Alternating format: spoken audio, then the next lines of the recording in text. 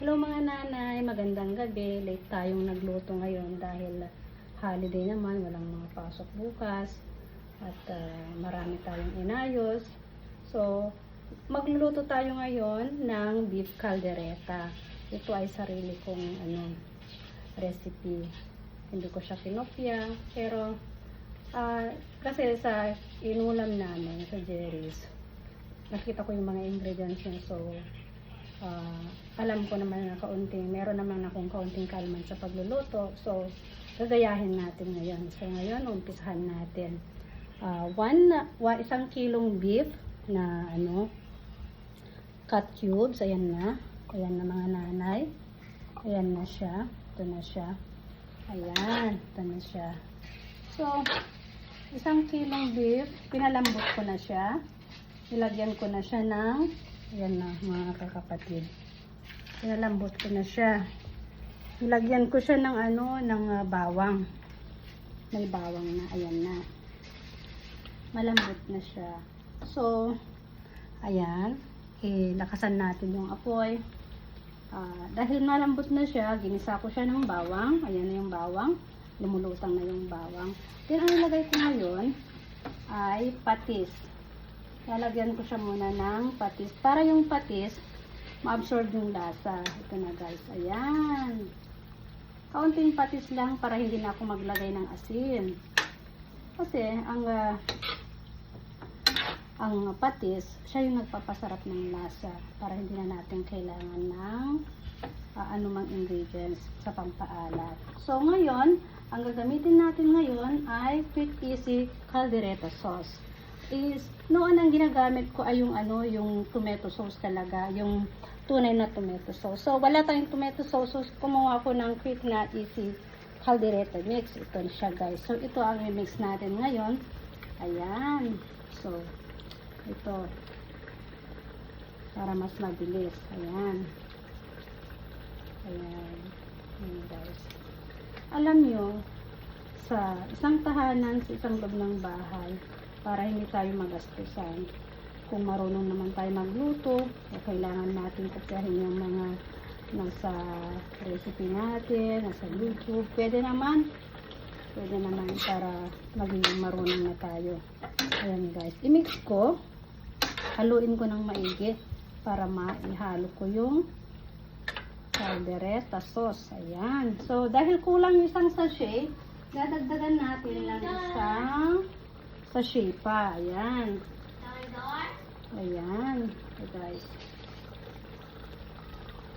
Ilalagyan ko dyan ng ng aluminum para hindi siya tatalsik yung mantika dyan para hindi mahirapan maglinis. Ayan. Ayan guys. Masarap kasi yung inulam namin na beef caldereta sa Jerry's. So, ayan. Ito siya. Sabi ko, alam ko naman magluto yan, kaya gagayahin ko.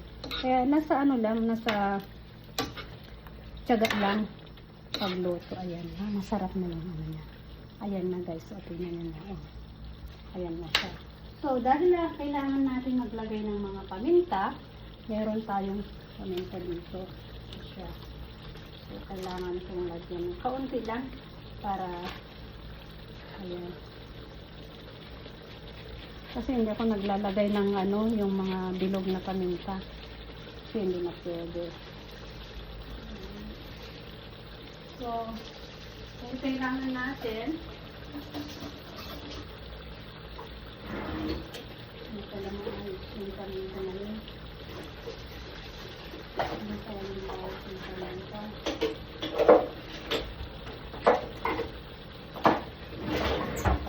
So, haluin lang natin.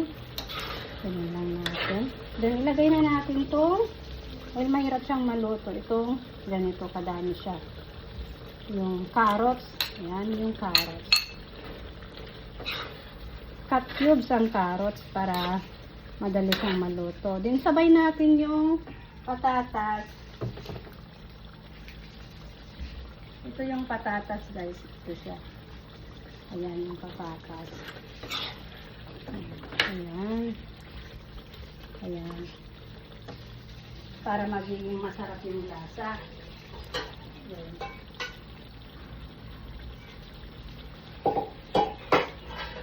kailangan natin.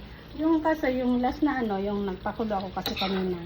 Yung last na tubig ng beef, iniwan ko. Ayan, para ito ang sahog ko dito. Ayan. Ayan guys. Tingnan nyo, ang sarap na. Yung ano niya. Ayan, ang sarap ng kulay niya. Oh. Ayan. Ayan guys. Alam nyo, kapag walang klase, walang trabaho, busy tayo sa bahay. Kasi yan talaga ang obligasyon ng isang nanay, isang kapatid, para sa isang pamilya. So, ito ngayon ang ginagawa ko. Kaninang umaga, nagluto ako ng isda. Nilagay ko siya sa sa isang para bang grilled fish. Yung grilled fish talaga ay iniihaw natin at nilalagyan natin ng isang sarsa sa loob ng pero hindi ko na kasi nakuhanan kanina kasi na-busy tayo. So, ayun lang guys ang yung mga tips ko sa pagluluto. Kasi kung sanay ka nang nagluluto, hinahanap-hanap mo, saka nakakatipid tayo sa pagluluto, sa pagbili ng pagkain, sa mga ingredients natin. Siyempre, kung nasa restaurant tayo, mas mahal yung mga bilihin doon. Saka siyempre, restaurant, meron silang sariling franchise, mas mahal talaga. So, dahil alam naman natin magluto, matyaga naman tayo magluto, why not hindi tayo ganyan sa bahay?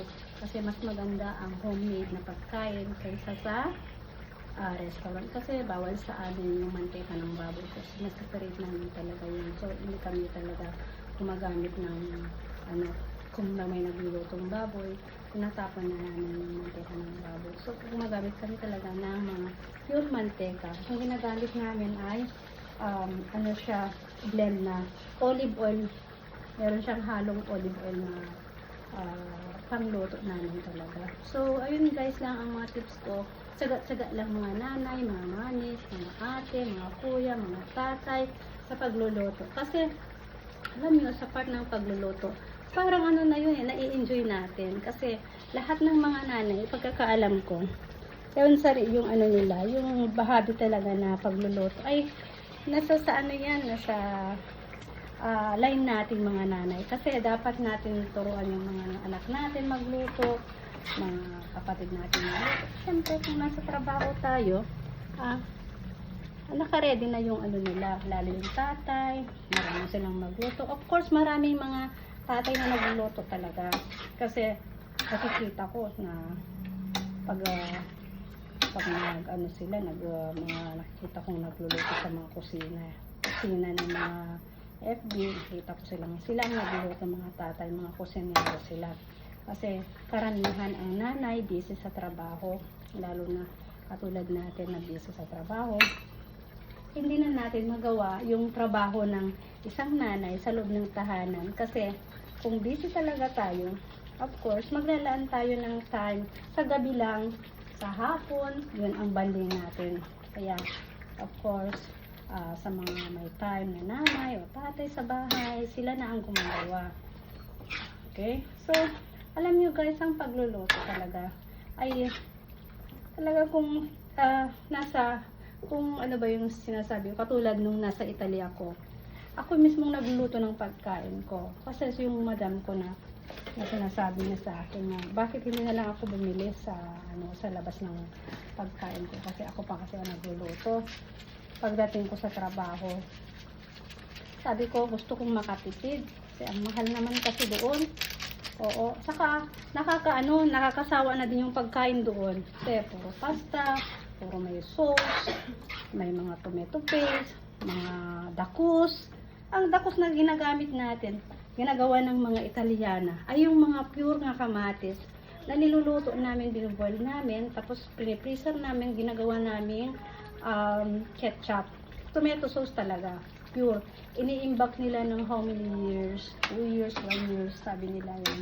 Kapag may gera daw, meron siyang naka-ready na panghalo sa mga pagkain. So, that is good, diba?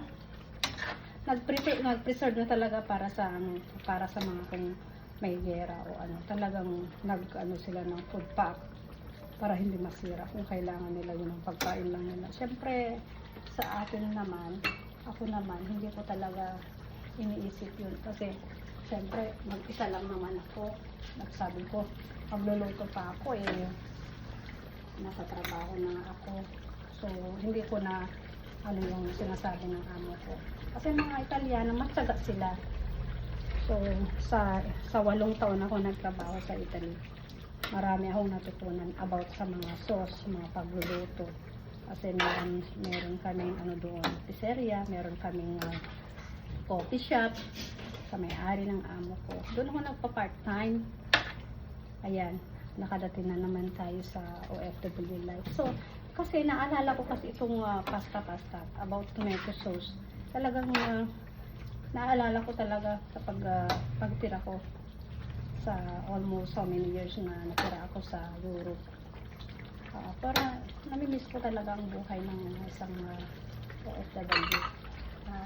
Kasi malaya kang makapag-isip ng gusto mo, malaya kang siyempre tayo mga experience, marami tayong experience sa buhay, lalo ako ay mahirap na kung marami na akong na naranasan na paghirap.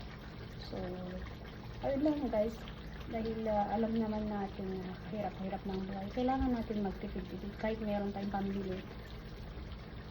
Kung kinakailangan natin magtipid tayo. Kasi mas maganda yung tayo nagluluto kasi nakikita natin mismo yung natural na pagkain. Tayo mismo nakakaalam kung ano yung lasa at pagluto, preparation ng pagkain natin.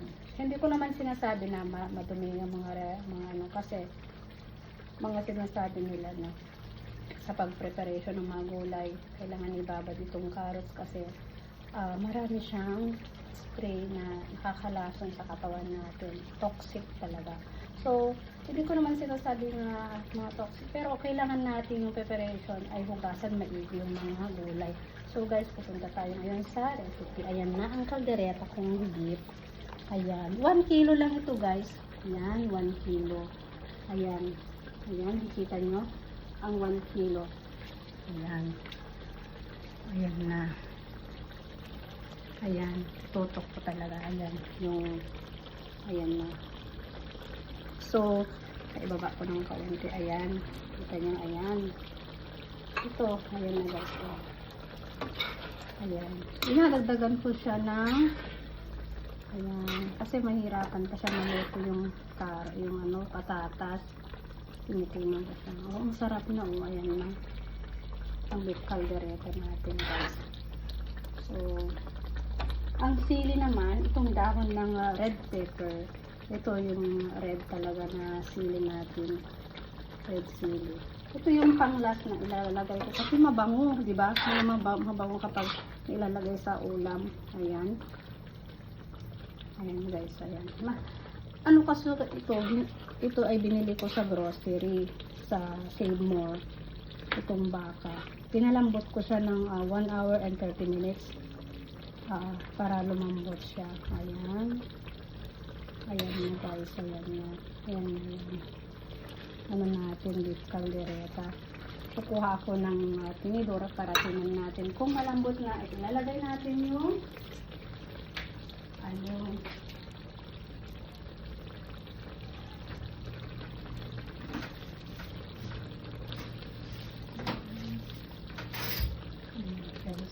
masarap niya yung amoy na. Amoy ko talaga yung masarap.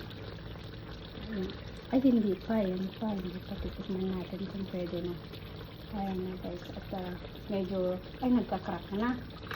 Kung pwede nag-crack na yung pwede na. Ayan.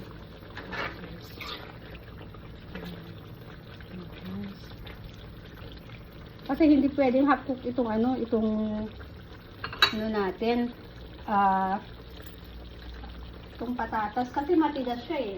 So, kailangan natin dagdagan ng kaunting tubig para hindi siya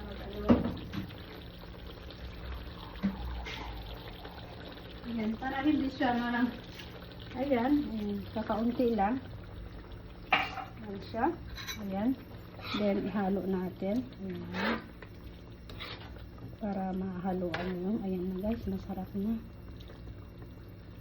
Ayan. Ayan. Ang sarap na ano. Tikman nga natin kung meron siyang lasa. Nagkalasa na siya. So,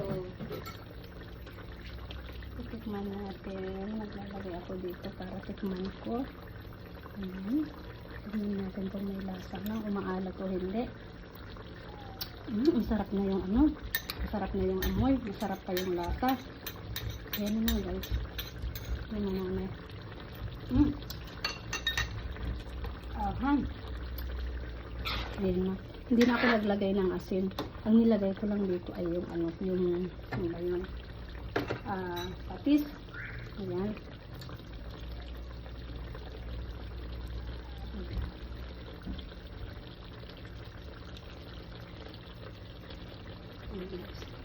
Ayan na, masarap na. Ayan guys. Ito ang preparation ngayon ng ano, ng beef caldereta guys. So ayan, masarap na yung beef caldereta natin.